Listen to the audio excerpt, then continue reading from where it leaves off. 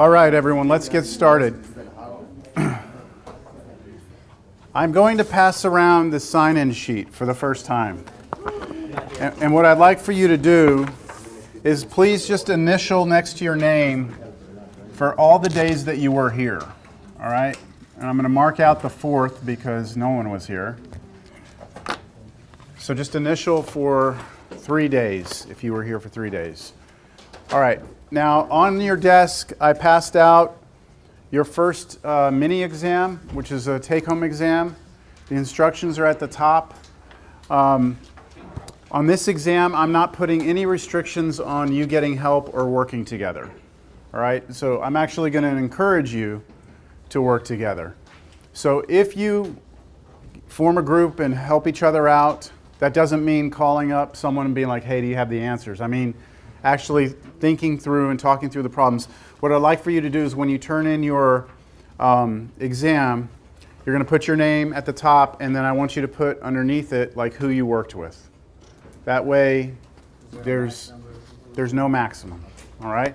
And if you work together with some friend of yours you named, Joe Blow, then put Joe Blow on there also, if they weren't from the class. That way there's some legitimacy to the work, that it's not just you, it's you and somebody else, all right? You can put me on there. If you come for help, you can put me on there, all right? I encourage you to come to me for help.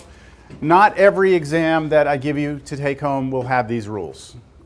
As we proceed, I'm going to try and wean you off each other a little bit and have you work more independently. And then in that case, if I find out you were working together, then we have problems, big problems, all right? Clear? All right, please have this out. Get your pencil out. I'm going to just give you some hints on each one of these, all right? Keep in mind that the mini exams are designed to challenge you, all right? That's the intent. So these problems are not going to be in the book. They're not going to be online somewhere that you're going to be able to Google them, or what's that, Chegg, or what is it? Chegg. They're not there. I made these up, okay? Okay, all right, yeah, so I doubt you'll find anything out there to help you. These problems cover Chapter 10, Sections 1 through 5. Yes? Do we have any extras? I know there's extras. Just pass them over. Okay. This is covering 10.1 through 10.5, which means I expect to see things that we do in this chapter when you're doing your work. Okay? Because there are some problems that you can work different ways using different mathematical techniques, but I'd like to see you using what we're doing. The first one is pretty straightforward. I'll just say that that's a vector problem, and it's very straightforward. You just have to translate the word problem into vectors. For number 2, and this actually goes for all problems, you need to read the instructions very carefully. I don't use words in the sentence unless I need the word in the sentence. So there are some things in the details of that wording that you need to pay attention to for number 2. Your answers for number 2 should be numerical values. I'm not asking you to draw u.v and u.w and w.v. I'm actually asking for the numerical value of u.v. Which is kind of weird because I don't give you any numbers, do I? Should it just be like 2W or You're going to, it's not that easy. I can tell you that. It's not that easy. So I don't understand how to get numbers out of it. Exactly. Read the problem, think through it, and you'll figure it out. Okay? So, yeah, and you can give me decimals on that. All right? Decimal approximations is fine. So like if you get like square root of 13, you can make that a decimal. With me? Number 3. Yeah, number 3. Oh, number 3. You should be able to solve number 3 completely by hand without using a calculator or a computer to do any of your computations. Everything should be able to be done mechanically. And that's what I expect. Now, if you can't solve what you're going to have to solve here, because it's going to look pretty ugly when you get to it, if you can't solve that, then you can go to a computer to get the solution, but you will not get full credit for the solution, all right? So if you go to Wolfram Alpha and type in the thing and say solve and you get your answers, great, you got answers, but you won't get the full credit that you would get if you could do it by hand. And it can be done by hand. All right, number 4, that's pretty straightforward. There's no real hint on that. Number 5, use vectors, okay? On number 5, use vectors. Don't try and do this with some other weird, like, area formula for triangles that you had from, you know, the area of a triangle is 1/2 base times height? Okay, you're going to make your life a lot harder if you try and do it that way. You'll miss the point of this problem, which is to use a very nice formula that we're actually going to talk about today, okay? So that's pretty straightforward. And then 6, well, 6, we're just going to have to talk about 6 a little bit later when we get to 10.5. This is a pretty messy problem. When you read it, it's just, what? Okay, so why don't we get to 10.5 first, and then, you know, we can come back and revisit this. I don't really have any hints on that one. It's just like, do it, you know, like find the line. All right? So that's it. That's due on the 18th at the beginning of class. Okay, that means I will not accept it 10 minutes after class starts. I won't accept it at the end of class. I won't accept it later in that day. And that's out of fairness to all your classmates. Nobody gets extra time, all right? Now, if you know, have an accident on the way to school, of course, you know, that's the type of thing that can be excused, but generally speaking, nothing late. All right.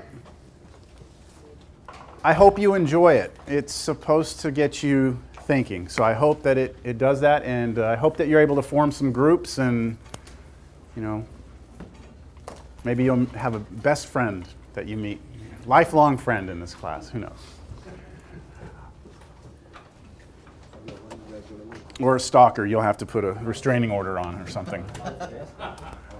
All right, let's get down to business. So we have a lot to cover because we already lost a day. Example 3 is where we left off last class. We didn't do the computation. I said you could do this, that there wasn't a whole lot involved here. So I'm going to move on. And we were talking about dot products. And after speaking with at least one of your classmates, it's been brought to my attention that I should be very clear about the dot product and its usefulness. The dot product, can anyone tell me what the most useful aspect of the dot product is? Check if it's Yes, it's what we use to check whether or not two vectors are perpendicular. And what do you need? If you have two vectors and you take their dot product and you get 0, then that means that they are perpendicular. That's the main thing so far about the dot product. So look at this example. Are these vectors orthogonal? So all we have to do is take dot product, right? So I'm going to check to see right now, is u dot v equal to 0? And this is a question. If it is, then they're orthogonal. If it's not, then they are not orthogonal. So the dot product, remember how to do the dot product? Do you remember how to do this dot product? Yeah. You take the first component. Here's u. I wrote them backwards. Would it matter if I do u dot v or v dot u? No, because dot product is commutative. You can flip it. So I'm going to take the 6 and multiply by the 2, right? And write that down. So let me write this down. U dot v is equal to 6 times 2, but then what? Plus, and then now negative 3 times 4. Maybe I should also point out from last class that the dot product always spits out a number, okay? So it's not spitting out a vector, it's spitting out a number. So we look at this, that's 12 minus 12, that's 0, right? And that checks out, they are orthogonal. Nothing to it, right? Just take the dot product. But you got to know what you're supposed to do.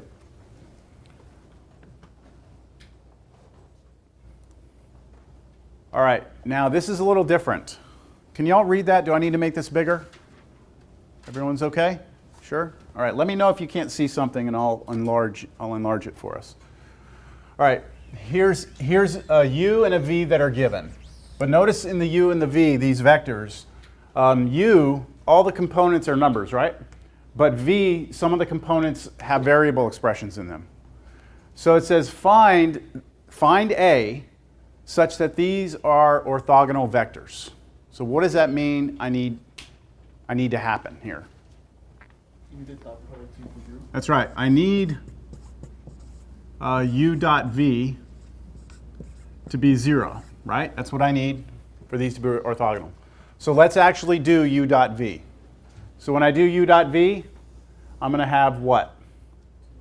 2 times a, so 2a plus, right?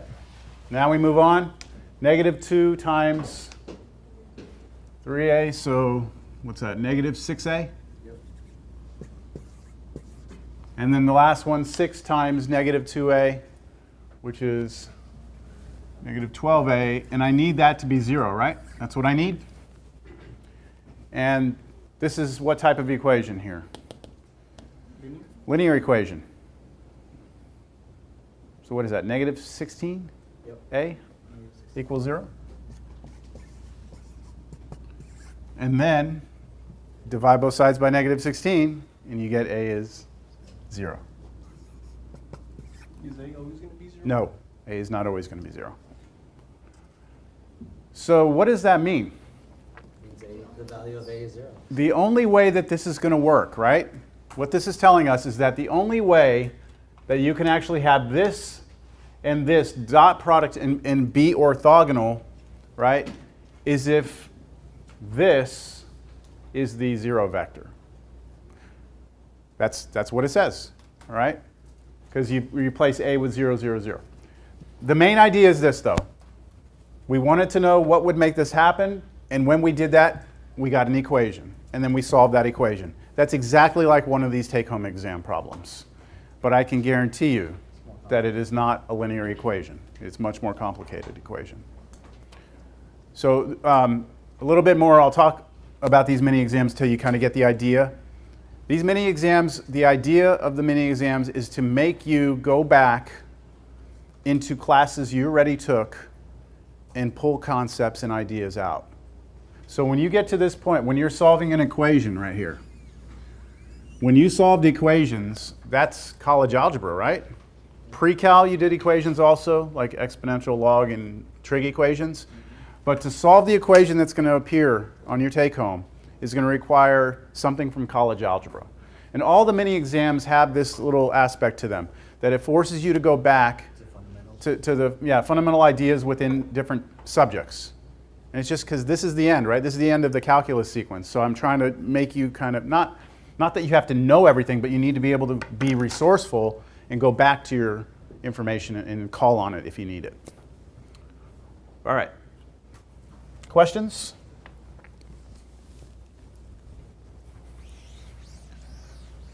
All right.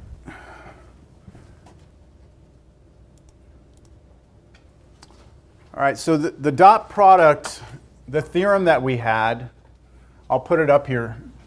It was from last class, u dot v equals magnitude of u times magnitude of v cosine theta. That was the formula that I gave us last class for the dot product. It said that when you take a dot product, it's the same as taking the length of each vector, multiplying them together, and then multiplying times cosine of the angle between the vectors.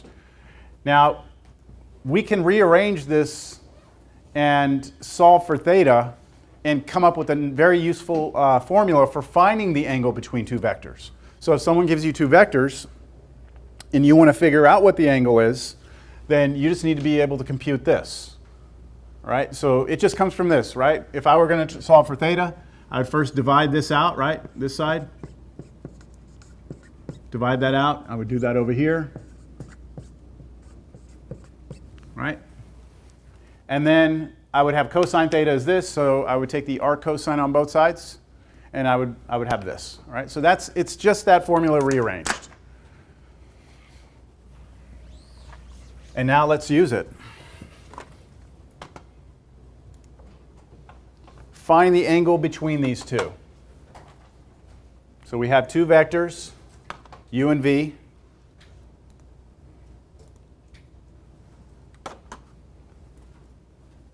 So here's what I'm going to do. I'm going to do theta equals arc cosine, or cosine inverse, of u dot v over magnitude of u times magnitude of v.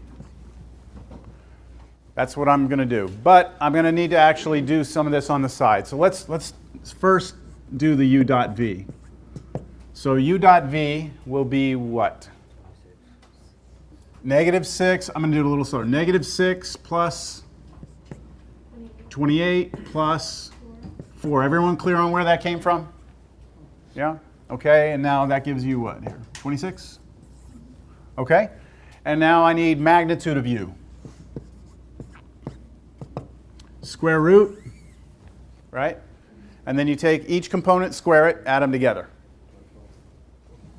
So 4 plus 16 plus 16. So I'm just squaring each of these. u1, u2, u3, squaring each one. Add up, what is this? 6. Okay. What is the magnitude of v? Square root of 59. Anyone second that? Yes? Okay. So we did all this on the side, and now we're going to come back over here and fill things in. So I want to do arc cosine of 26 over 6 times root 59, like that. And you get your calculator out, and you compute. So whoever has their calculator readily available, go ahead and give us an answer. 55.65 degrees. 55.65 degrees. And I'm glad you said degrees, because that means you're aware that you're in degree mode, right? If you're in radian mode, you're going to get a different answer. So anybody have it in radian mode? Get the answer in radian mode? No? Yeah, 0.97139. 0.97? 97139. Now, if it's in radians, we don't write anything down, right? So if you wanted to, you could put rad, so everyone knew that you understood the difference between degrees and radians. Now, I like the degree answer because that makes a little more sense in our minds, like 55 degrees, right? 55 degrees is like, you know, like that, right? I mean, we have an idea of what 55 is. If I say 0.9 radians, people are not going to be able to really understand what that angle looks like. Both are correct. But this is wrong if you don't put degrees, okay? You have to put degrees. This is correct even if you leave off the radian, because it's understood to be radians. If you put degrees on this one, it's wrong. On this one, it's wrong. All right, good? This is very mechanical, right? Very computational. There's nothing crazy going on here. All right, determine if these are orthogonal, parallel, or neither. I'm going to zoom out just a little bit here. Okay, are these orthogonal, parallel, or neither? Parallel. How do you know they're parallel? Factor out a 2 and a 4 on. They're scalar multiples of one another. In other words, we can multiply this vector by something to get this vector. -2, right? If I multiply this by -2, -2, -2, I get this, right? So they are parallel. That's just by observation, really. What if you couldn't come up with a number in your head that would do that? What would the next thing you do? Dot product. You would do a dot product to check for orthogonality, right? And see if it came out to be 0. But as soon as you know they're parallel, you're done, right? They can't be both parallel and orthogonal at the same time. So they're parallel since, what, -2 times u equals v? Is that a proper way I could write that down? What I'm saying is that v is a scalar multiple of u. If I hit u with -2, then I get v. And that's what it means to be parallel.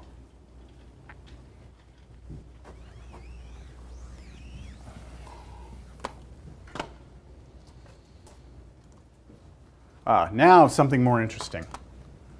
The vertices, which are the corner points of some triangle in three-dimensional space in R3, are given. So these are points, right? Not vectors. Very important that you understand this in this example. You are given points. Now we could plot those points, couldn't we? We could try and draw our x, y, z and try and plot them, but we've seen how messy that can be, right? So what I'm going to do is I'm just going to draw 3 points and label them. And I'm not going to care really where they are. So here are 3 points. Just remember that we are in 3-dimensional space right now, not on a flat sheet of paper. Okay? And let's label them. I'll call this one 1, -3, -2. This point, let's make this 2, 0, 4. And let's make this one -6, -2, -5.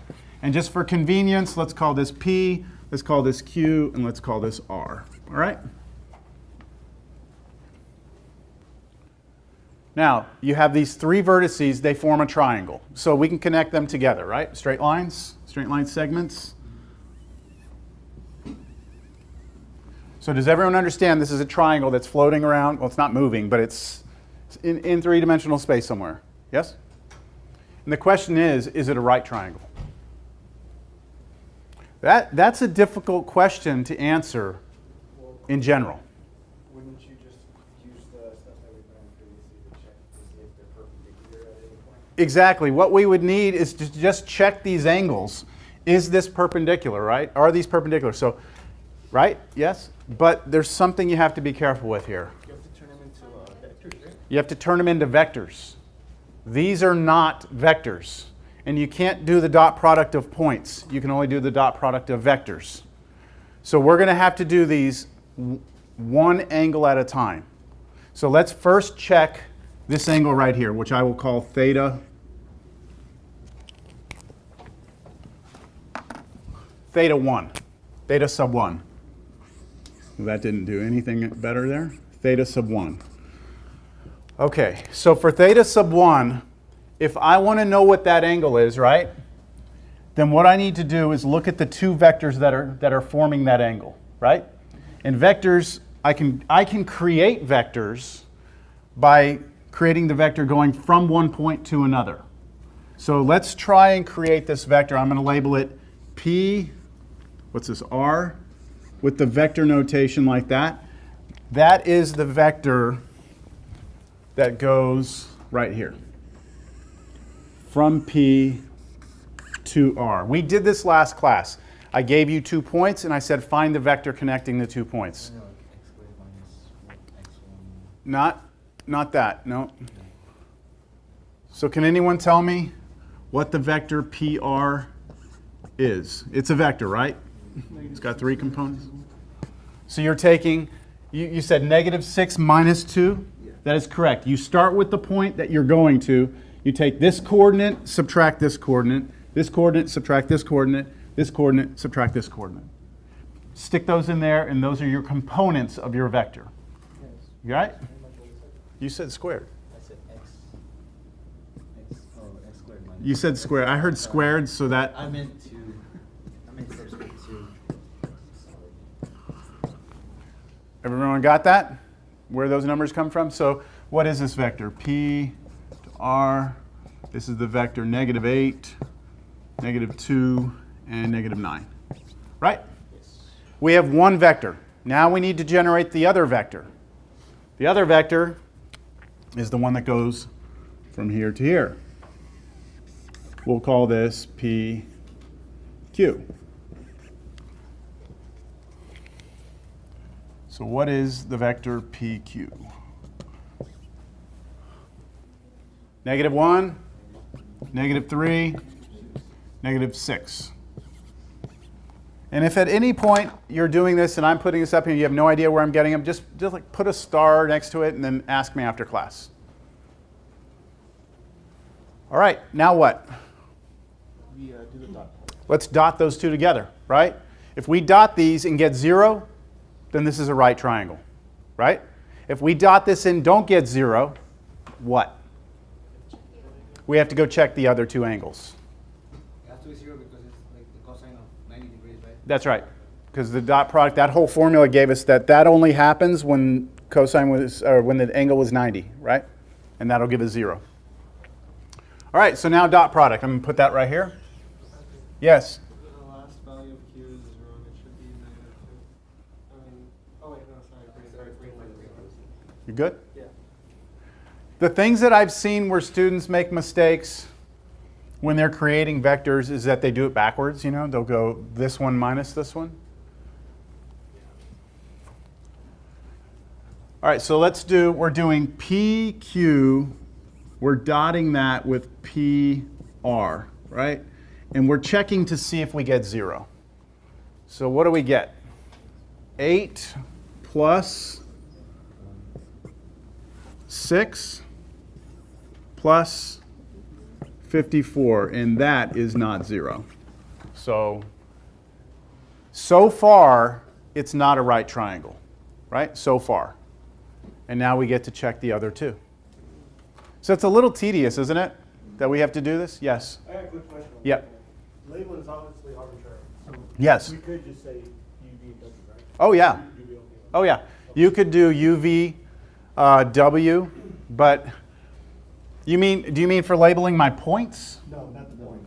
I could have called that UV, yes. And then W would be either going this way or this way. You have to choose, yes. Okay, I'm going to continue. Let's check another angle. Because the reason I'm using this notation is because I think it's kind of interesting if you use this notation to see some subtle things from last class that are going to come into play. So let's check, let's go theta 2. We'll go clockwise. Theta sub 2. So I'm going to have to form two vectors, right? Let's come up with those two vectors. The first one I'm going to use is the one that goes from Q to P, right? I could use QR, but I'm going to use QP first. Does anybody know how QP is related to PQ? It's pointing in the opposite direction, right? So, right, the vector from P to Q, we want the vector from Q to P, so it's just the negative of this one. And switch the sign. So I erased what it was, but you can tell me. So it's going to be 1, 3, 6 instead now? Everyone okay with that? See how we're doing that?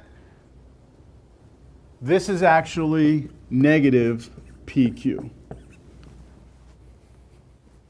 Now, QR we never had, right? QR is a new vector. We never messed with that side. So the vector from Q to R is -7, 1. -7, 1, and -3. All right. Everyone agree? Now, I didn't label these, but these are the vectors we just got. This one and this one, right? And now we're going to dot them. Let's dot them out.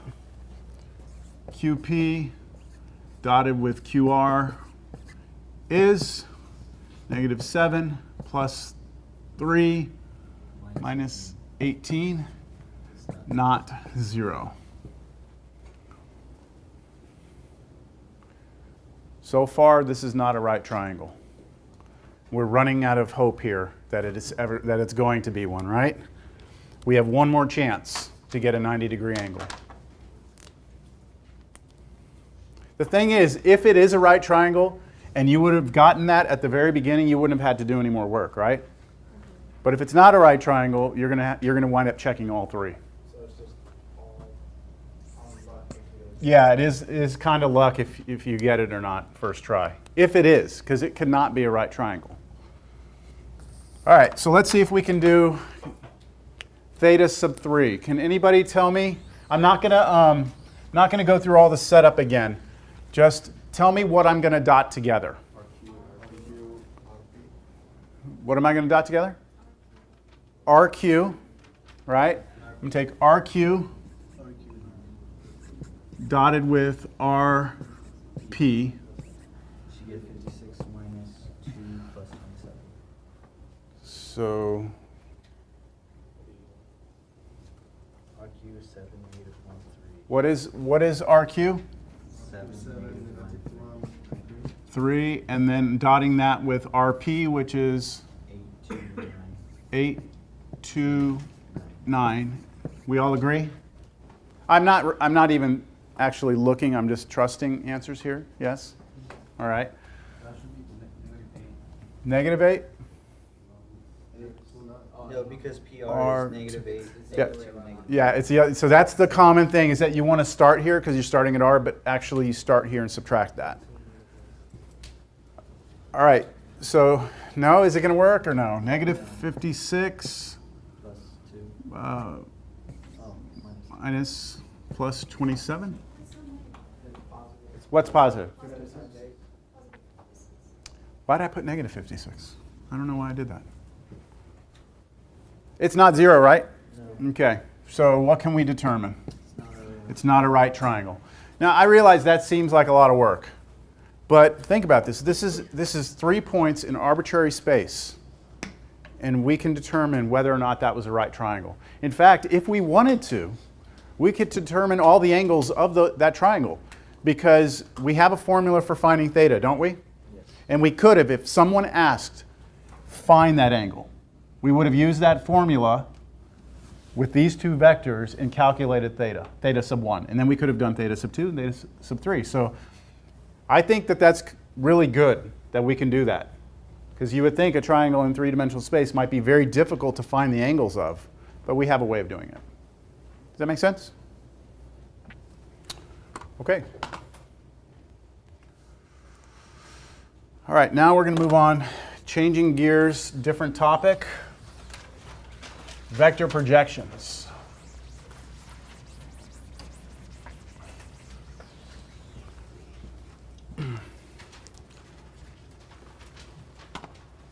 So I'm going to give you a visual example of what's called a vector projection. I'm going to do it in two-dimensional space, but imagine that this could extend to three-dimensional space if you just pop this picture off the page and just move it around, all right?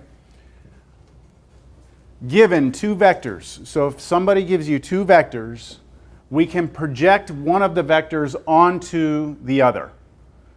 And we can look at it as like casting a shadow of one vector onto the other. Let me bring up the demo here. Does this have to do with the cross product? With what? With the Dot product? no, Cross the product.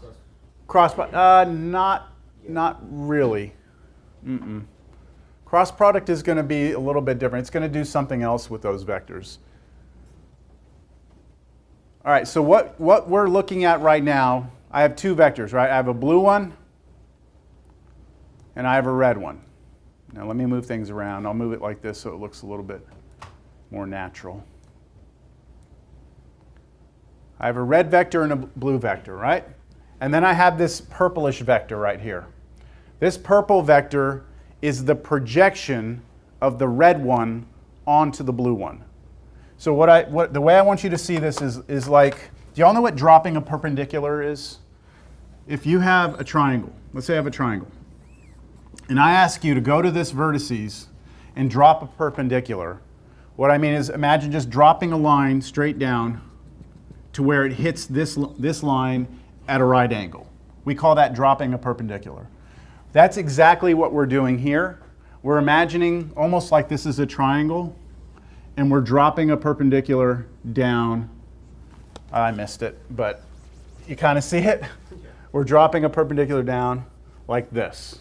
Is that perpendicular also the y component of the vector? Which one? This right here? Yeah. It would be, in this picture it would be, but if you rotate it around, it won't be the y component. So when I say it's like casting a shadow, it's like imagine you have this vector right here. This is the vector we are projecting onto. If I had a light source up here, that light would come down and then this vector would block it and it would create a shadow on that vector, wouldn't it? This new vector, look, this is a vector. This new vector is called the projection of this one onto this one. All right? So what happens if I take the blue vector and stretch it out further this way? Will that projection vector change? No. No. Now, I didn't mean to move it up and down, but it doesn't change, right? If I extend this out, it doesn't change. Now, what if I make it shorter? Yes. It actually doesn't change. This is where things can get a little weird, because what you want to imagine is this vector extending out like this. And so the projection still hits a line that's in the direction of that vector. And so now our projection vector is actually longer than the blue vector, isn't it? What if I take that blue vector? Oh, and I have the dotted line. Let me do the dotted line. There we go. Okay, so you can see a little better there. Now if I come down like this, right, nothing. And then what happens if I go to 0? My computer's going to freak out probably. But what happens if I go to the other side?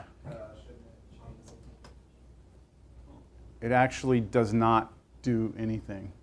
It's the same projection vector. So it's like this projection vector does not care what the length of this or the direction of it. Just imagine this vector creates like this imaginary dotted line, and wherever you drop the perpendicular, wherever it hits, that's your new vector. That's your projection. So then the red one would be the vector that we're projecting, and then the blue vector would just be something that gives us a reference to a plane that we're projecting on. Reference to a line, yes, I buy that. That's good. So but in terms of language, the red one is projecting onto the blue one. All right, red one onto blue one. Now I'm going to take this off and put this back over here. Let me make this red one longer, or I'll make it shorter. Okay. Who would like the opportunity to come up here and earn 2 points on your first exam? You got it? Okay, you got it first. Now, you don't know what I'm going to ask you to do yet, right? Okay, but I want you to draw, to the best of your ability, the blue projected onto the red. Not the red onto the blue, but the blue onto the red. I think I gotta do it up there. Or do I As long as you don't mind being on camera. That's fine. That's okay with you? Do your best. Most that could happen is I take away 5 points. Alrighty. No, I'm kidding. No pressure. So we have the red one. Sorry, I could have moved it down for you. It's okay. That's not right. It's close though. Okay, well, I'll erase that. You got the dotted line is good. Let's project the blue onto the red, and then I want to drop it. So when you drop it, when you're dropping this to the red one, you must hit the red line orthogonally. Okay. Okay, so can you, I want to move this for you, but I don't know if I can. Here, hold up. Yay. There.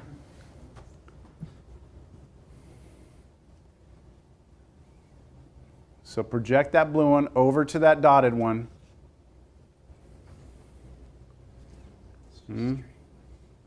Okay, so that would not be orthogonal, right? Right. So you're trying to get from this tip to this dotted line, but when you hit that dotted line, you have to be orthogonal. There it is.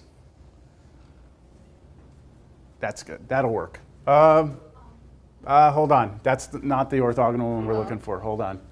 You're close. It's got to be orthogonal to this line. To this line. Okay.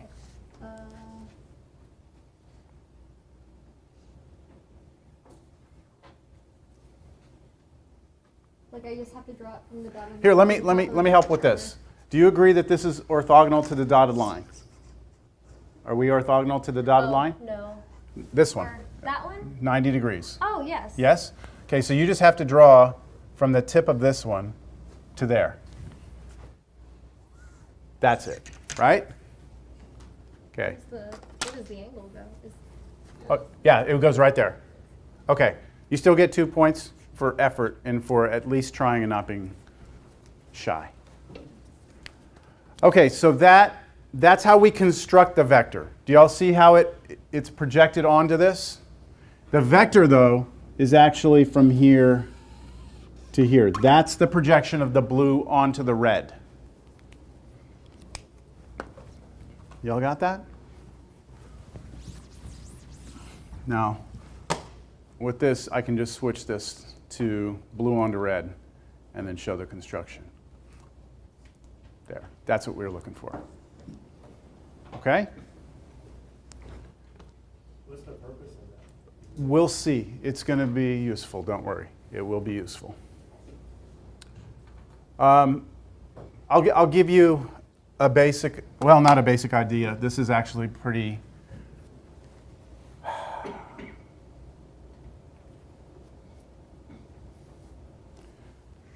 Let's say that you have an object that is moving in this direction, but there's a force on it being applied in this direction, but it's locked onto this course. Then the result of this force on this would be this. All you're looking at, all you would have is the resultant force would be the projection of that force in that direction. So this is in physics how we break down forces. We break them down, instead of looking at them in some obscure direction, we just look at that force projected onto the direction we're moving in, and so we can talk about what's happening just in this direction. I don't know if that helps, but it'll come into play. All right, so this is the idea, this is the visual idea of what a projection is. You need two vectors, and then you can do one onto the other or the other way around, right?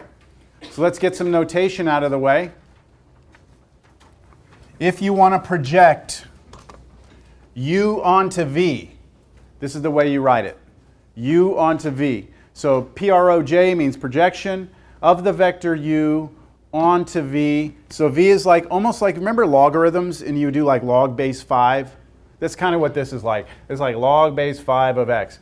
This is projection of u onto v. That's like a little subscript down there. Now, the projection of u onto v is a new vector, right?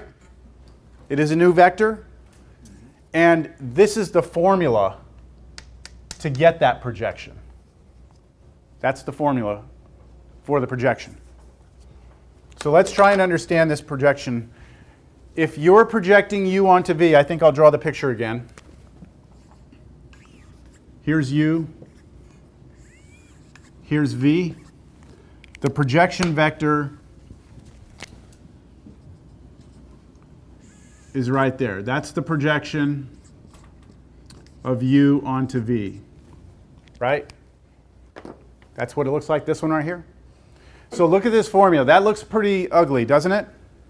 All right. If I cover that up, that's just the vector v, right? It's just the vector v. And forget that now. Tell me about this. Is this a vector or a number? It's a number, because the dot product is a number. The magnitude of v is a number. Squared is a number. So isn't this just a scalar multiple of v? And scalar multiples of v would have to lie in, pointed in this direction or possibly the other direction. So this is the formula that somehow scales out the v vector to give us this vector right here.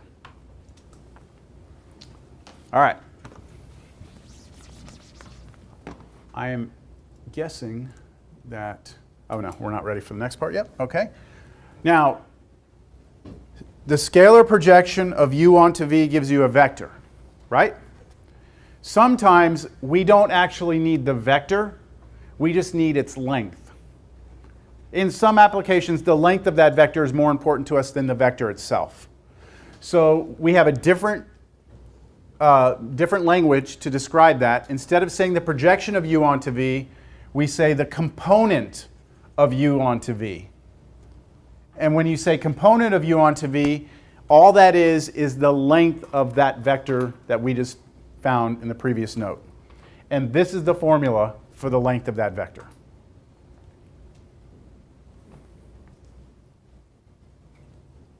So two formulas that mean two different things. Projection of u onto v gives you a vector, and the component of u onto v gives you the length of that projection vector, right? That's so just depends on what you're being asked. You'll use this formula is easier to use because it's a very clean formula compared to the projection formula.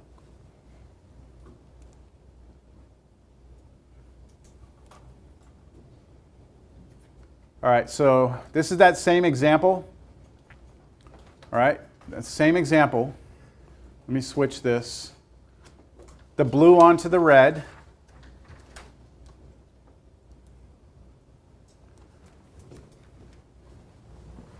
So this right here, this purple vector, is the projection vector. Now, in my program, I used braces instead of angle brackets. This should be angle bracket, that's a vector, right?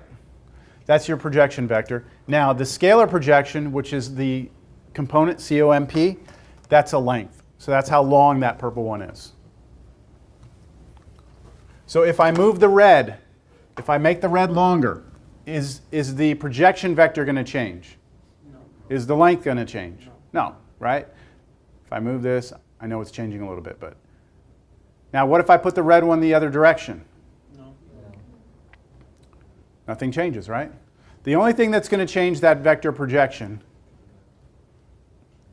if I change the blue one, right? If I change the blue one, now things change, right? Why is that coming negative? Oh, because the other one's in the other direction. Got you. That is a problem with my code, I think. I should be getting a positive. Right? My scalar projection should not be negative. But hold on. Hold on. Yeah, it will be. No, because this can be negative. This can be negative. Dot product can be negative. So we're good.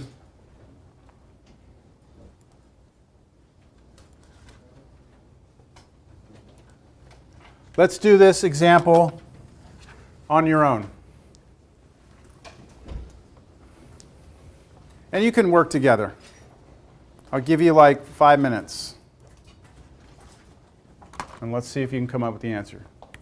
Find the projection of what onto what? V onto U. Be careful there.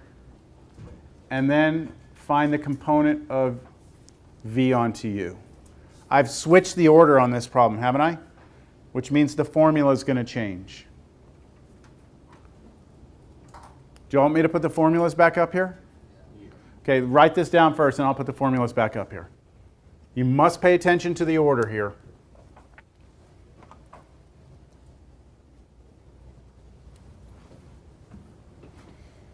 Don't worry about sketching the result. Well, I guess you could if you want. It's two-dimensional.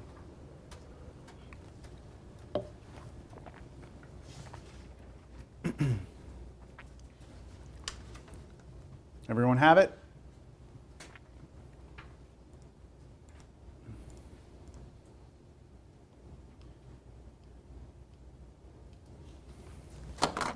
I'll write them down over here.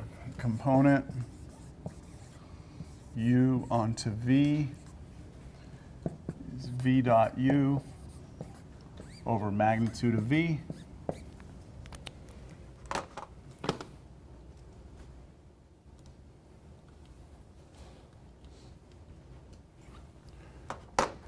Do y'all understand what I'm saying about be careful? Because in the problem that I put up there, the example, it was V onto U, right? Which means everything here changes. For U, it's going to be U dot V over U, magnitude of U squared, and then U, the vector U here. So you need this formula, and you're good. 5 minutes.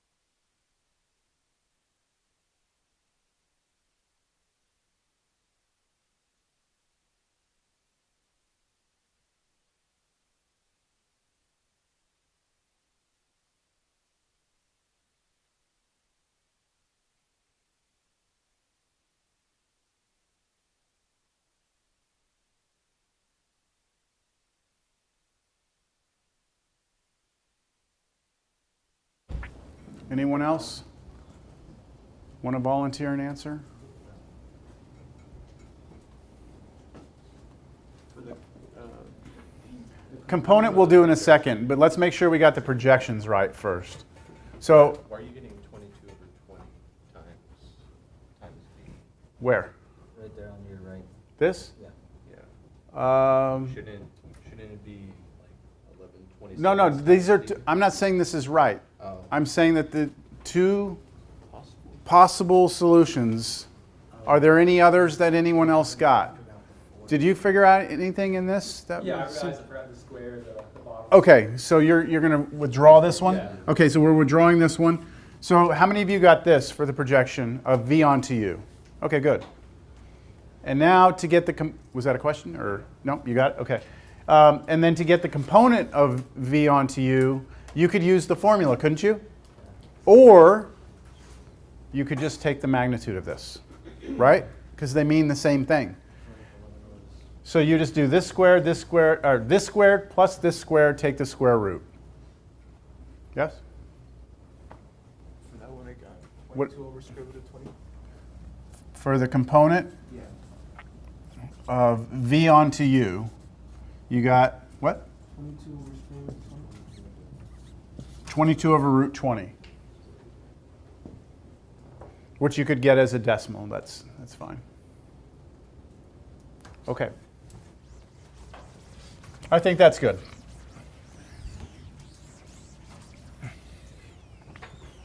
We'll see that formula pop up again, okay?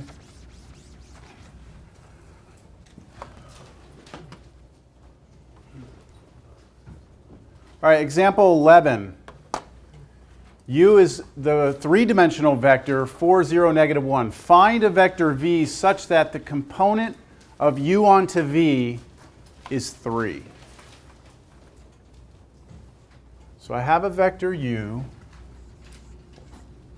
which is 4, 0, negative 1. V, I don't have, do I? I'm supposed to find v? So let me just for now call v v1, v2, v3. Is that fair? Because it's three-dimensional? I want to find that v specifically. What's v1, v2, and v3? That when I take the component of u onto v, that means the length of the projection vector is 3. So we're going to set up this equation. We're going to write component of u onto v, that equals 3, right? And I just erased it, but what's the formula for the component of u onto v? Dot product? V dot u over magnitude of v, right? That's the left side of this? Okay? I need that to equal 3. See, I'm just setting up an equation, right? Trying to satisfy what needs to happen here. I need that the component of u onto v is 3, which means I need this formula to equal 3. I know what u is. V I don't know, but I can write it out in like a general form. So can you tell me what v dot u would be? 4v1. So you're going to do dot these, so 4v1, 0, and then minus v3. So 4v1 minus v3, v sub 3. Agree that that's the dot product? Over the magnitude of v. Square root of, v1 squared plus v2 squared plus v3 squared equals 3. Oh my goodness. I have one equation and 3 unknown variables, don't I? There's an infinite number of answers. Just give me one answer. Yeah, let's just plug some numbers in for these v's and make it work. So what I like to recommend you do is like kill some of these things off. Like how about we let v3 be 0? Okay? I'll continue over here. Let v sub 3 be equal to 0. Then this equation now becomes 4v1 over square root of v1 squared plus v2 squared. Did everyone hear that? This equation has 3 unknowns, right? So there's an infinite number of solutions potentially. Therefore, I just need to find one.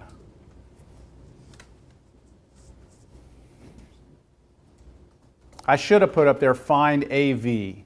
Like find a v such that the component of